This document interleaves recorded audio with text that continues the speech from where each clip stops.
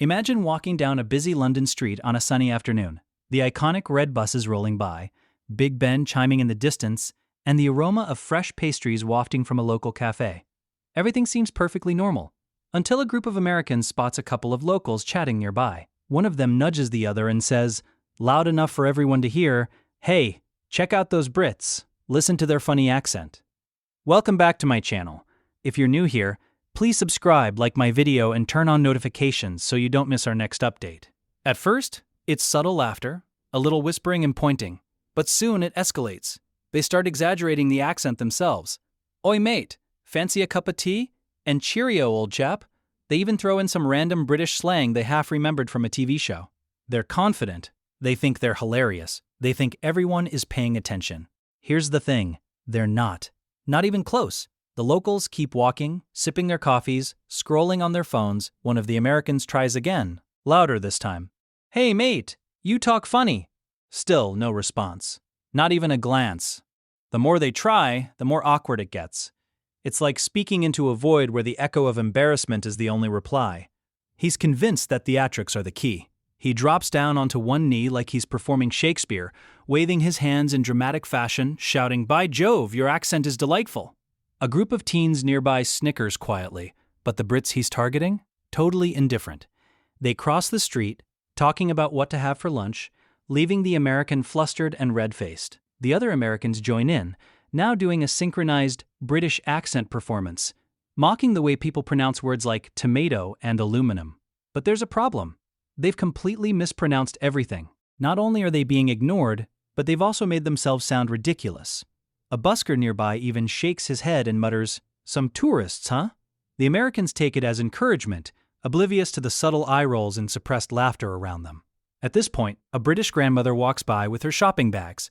She glances at the Americans, pauses for a second, and says in the calmest tone imaginable, "Lovely weather, isn't it?" and continues walking. That's it. No comment on the mockery, no attempt to correct them. Nothing. The Americans are left staring after her, unsure if she's complimenting them or just talking to herself. This is peak social oblivion. The realization slowly sinking in that they are completely ignored. Now, let's fast forward 20 minutes. The Americans, still desperate for attention, have set up outside a pub, trying to impress locals with their exaggerated accents. They're laughing at themselves, thinking this self-deprecating humor will charm the Brits.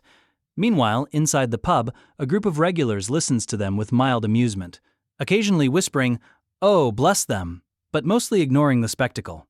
The Americans start waving their arms and shouting, "We're just having fun." But in reality, no one outside their own group is listening.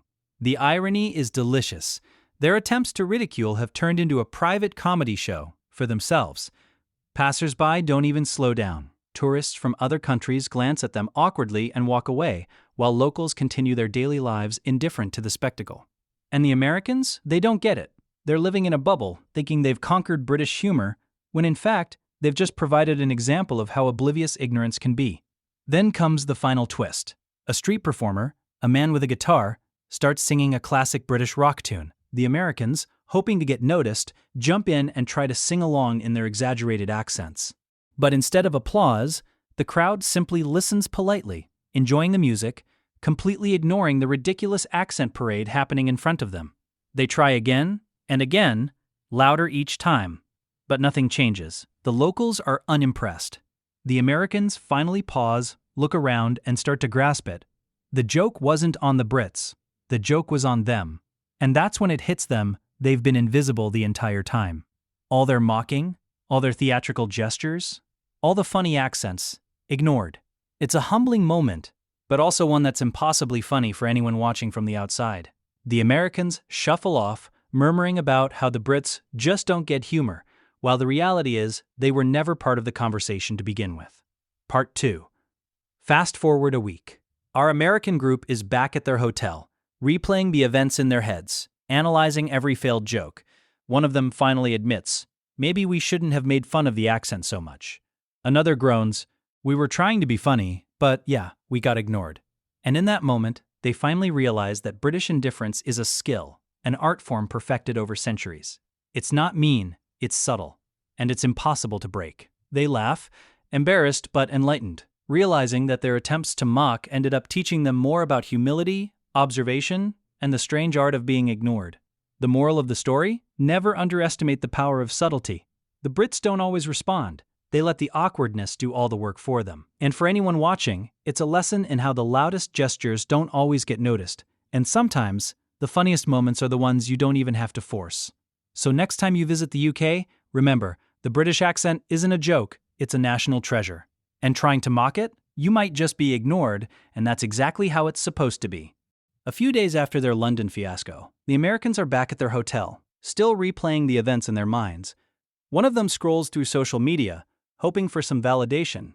Maybe someone captured their funny accent performance on video. But instead, all they find are posts mocking tourists in general, with captions like, "When Americans think they run the UK, the irony hits them like a bus. Their attempt at humor wasn't funny. It was invisible." Determined to redeem themselves, they decide to give it another shot. But this time, in a different way.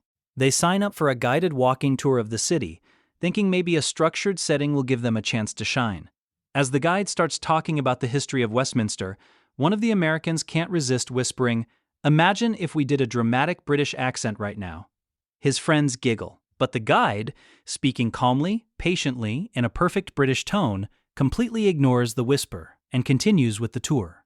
The Americans freeze, realizing once again that no matter what they do, they can't force attention. Later, they stop at a quaint cafe in Covent Garden, hoping to blend in this time.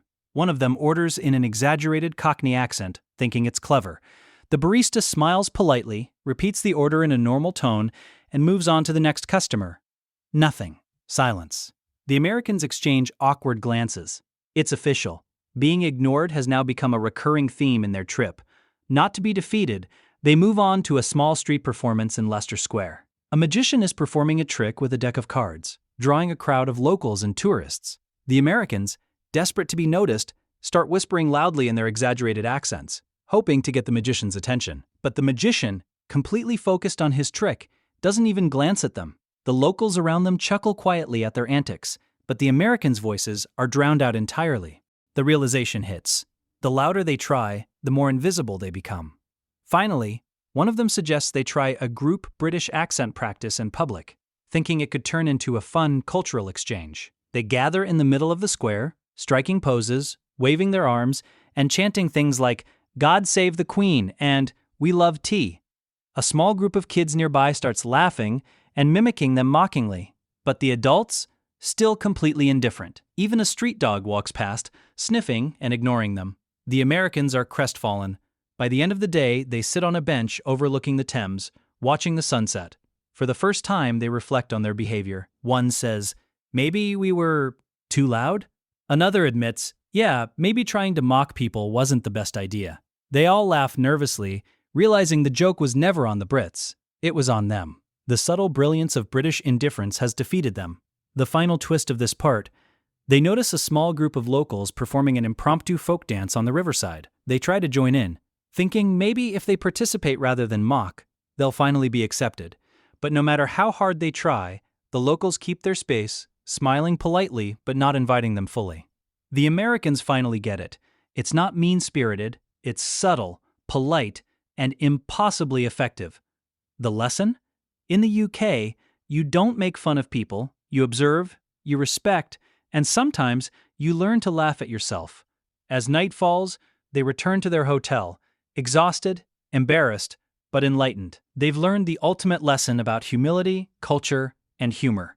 The loudest, most obvious jokes aren't always the ones that get noticed. And in the UK, sometimes the most powerful response is nothing at all. The Americans finally concede, smiling ruefully at one another. Their trip isn't ruined, it's just full of unforgettable, humbling moments. And for viewers, it's a hilario.